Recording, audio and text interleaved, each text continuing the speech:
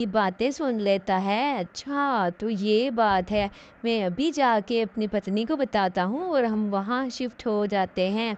ये कहकर वो कालू अपनी पत्नी के पास आता है। अरे बेगम जल्दी करो, तुम हम सामान पैक करो। हम वो जंगल के बाहर एक नया घोंसला है, पुराना हम मैंने ढूंढ लिया है। अब मैं तुम्हें वहीं पे ले जाऊंगा और हम वहीं पे रहेंगे।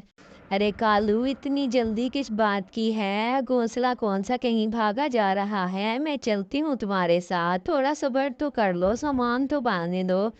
अरे मुझे पता है घोंसला कहीं नहीं भाग रहा, लेकिन शिकार ये जो परिंदे हैं, बहुत पंछी हैं हमारे जंगल के, वो तो जा सकते हैं वहाँ पे। हर कोई अपना नया नया घर ढूंढने की तलाश में है, इससे पहले कि कोई और देख ले उसको। चलो जल्दी से हम उस पर जाके कब्जा कर लेते हैं।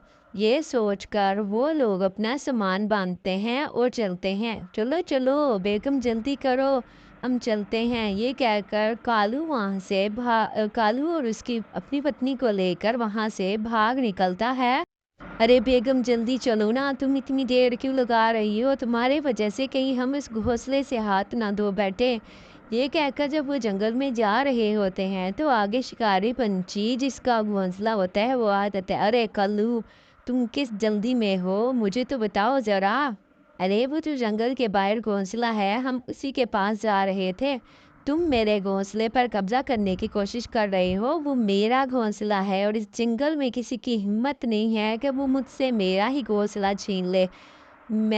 तुम्हारी इतनी हिम्मत, तुमने ये सोचा भी कैसे? अरे कल्लू, अब तो हम फंस गए, अब क्या करेंगे? मैं तो कहती हूँ यहाँ से दुम निकाल कर भाग जाते हैं, ये ना हो शिकारी कौवे के शिकार में आ जाए हम लोग। अरे तुम सही कहती हो पत्नी, जल्दी जल्दी से चलते हैं, ये ना हो कि हम इसके हाथों ही मारे जाएं। ये अभी वो इन लोग ये सोच रहे होते हैं और शिकारी उनको वहां से भगा देता है। इन पंछियों को तो बिल्कुल शर्म नहीं है, आए बड़े मेरे घोंसले पर कब्जा वो करने वाले। इधर बल्लू कबूतर अपनी गोरी बेगम को लेकर अपने दोस्त के यहाँ आ जाता है। जो चमकीली चिड़िया होती है वो उनकी बहुत अच्छी दोस्त होती है। अरे बल्लू भाई, क्यों टेंशन लेते हो? जब तक किसी पिंजरे का इंतज़ाम नहीं होता तुम मेरे घर में रह सकते हो। मैं वैसे भी अपनी नानी के घर गई हुई हूँ और ये मेरा घर है जो बिल्कुल खाली पड़ा हुआ है। मुझे मीनू मौसी ने बताया था, इसलिए मैंने सोचा मैं आप लोगों को अपने घर शिफ्ट कर देती हूँ।